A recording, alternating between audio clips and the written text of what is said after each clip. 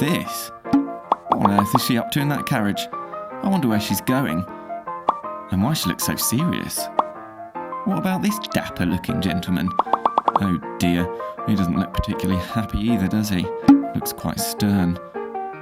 These photos were taken during the Victorian era, which dated from 1837 to 1901. Looking at the Victorian photos in the collection of the Amelia, we started to think, why does everyone look so serious? Was everyone really sad, or maybe living 150 years ago was just really boring? Invented during the Victorian era, there are a number of different photographic processes used by photographers to capture an image. Generally speaking, images were created with a camera that contained light-sensitive material inside. The lens would allow light to enter the camera, and when it encountered the light-sensitive material inside, an image was formed. The length of time that the light needed to enter the camera could last up to several minutes. During this time, the person having their photograph taken would have to sit very still, otherwise they might appear blurry in the final photograph.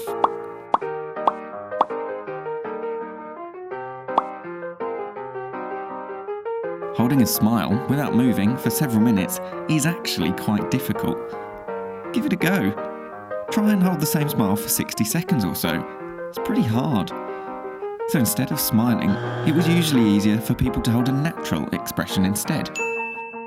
And it turns out our natural expressions look pretty serious.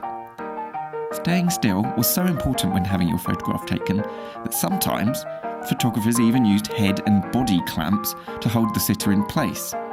Now that doesn't sound like something to smile about. Before the invention of photography, the only way to have your image recorded was by having a portrait painted, and having a portrait painted was considered to be a formal and serious occasion. Photography often took guidance from portraiture and was also seen to be a formal occasion where smiling was considered not to be appropriate. Have a look at these portraits of Alderman John Stone Wig, who was Mayor of Tunbridge Wells from 1889 to 1890, and you can see that they take a very similar approach, even though one is a painting and the other is a photograph.